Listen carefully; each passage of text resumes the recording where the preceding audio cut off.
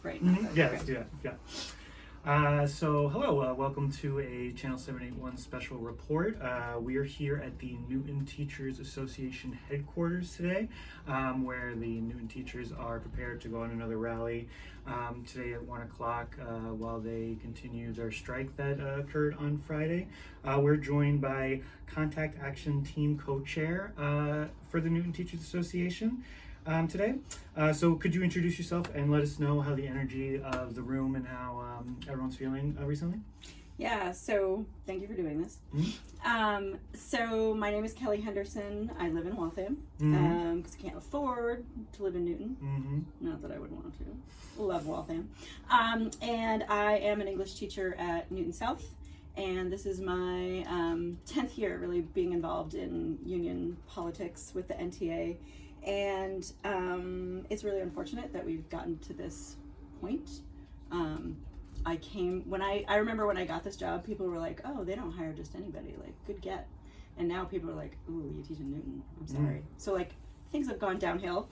And every year at the beginning of the year, we have, our administrators saying essentially like, find us warm bodies. We have so many unfilled positions, especially our Unit C folks, our folks that work with our kids with the highest needs, and we just can't fill those positions because the starting salary is $27,000. And you can't, never mind trying to live in Newton, you can't live in Waltham on that. Anyway, we voted on Thursday night. 98% of our membership voted to go on strike, which, I mean, try to get 98% of people to agree on anything.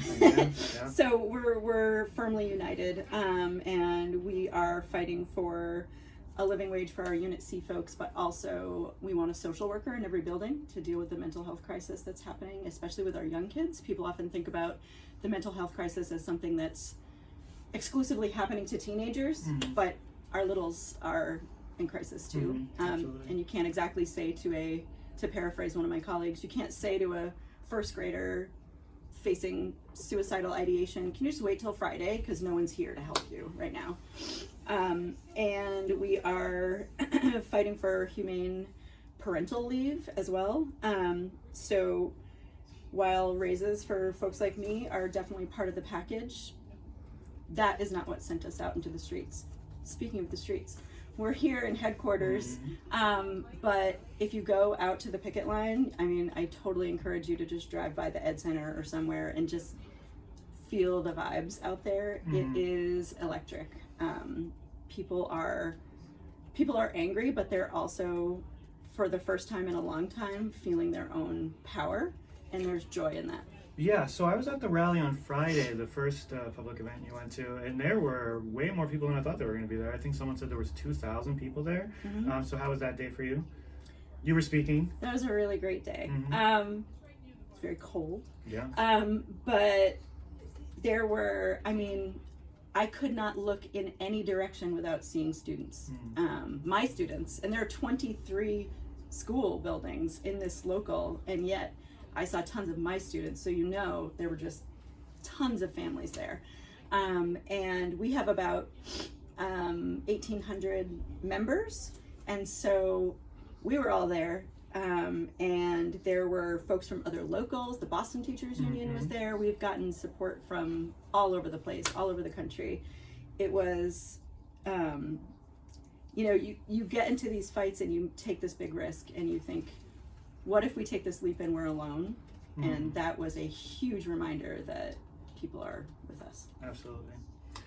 So can you, for people that aren't aware of the struggle, can you talk about what led up to this strike? Like, why are we here? Like, no one, I assume most people don't really want to go on a strike. Nobody wants to be not teaching right now. No. And so can you talk about some of the things that led up to this point?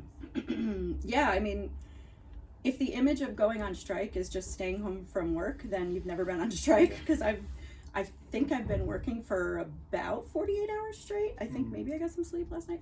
And people were out on the picket line all weekend. It's a lot of work. And yesterday the Myrtle Baptist Church came to preach to us and say that our struggle is part of the struggle for justice for all working people, and that's kind of how I see it. Like, over the past many years, we have all seen it. The plight of the working person in the United States continues to get worse and worse and worse, and people are squeezed harder and harder and harder with fewer supports, and that is true everywhere, and it's definitely true in public education. And so this contract fight, the odious behavior of the school committee and the mayor may have helped drive us to this point, but honestly, the difficulties that people have been facing just trying to be a working person and feed your family and live in this country, like, those conditions have pushed us in this direction. And now being out on that line, hearing from other working people and other organizations saying your fight is our fight and our fight is their fight, it feels bigger than just this contract to me. That's wonderful. So when and where can people join the picket line, and what can we do to support? So everyone should follow us on Facebook and Instagram, Newton Teachers Association. And so anytime we're going to be anywhere, we will post about it. We often have press conferences, outside of the Ed Center, which is at 100 Walnut Street in Newtonville. That's where negotiations are happening. So if you happen to even just drive by, give them a honk. They're trapped in a basement being told that we already make too much money and that we should go back to work. And so it would be really great to have more support out there. And we will most likely be having another rally tomorrow. You've done one every single day. Is that the campaign strategy? Because, like, some people think, like, historically, like, some strikes have gone on for one day and then the opposition folds, or it's just like a performative one day thing, which is useful for some things. But this is still going on. So tomorrow there will be a rally, and the next day. I mean, what we heard from our members. So again, we have 23 buildings spread out across this whole city. We are a really big local, and we're the biggest local in the MTA to ever go on strike. So it's kind of new in that way. And so what we heard from the members was that, yeah, it's really great picketing outside of our schools, but we really want to be together at the end of the day. Sure. And for 2,000 people to be together at the end of the day, that's a rally. Yeah. So that's what we're doing.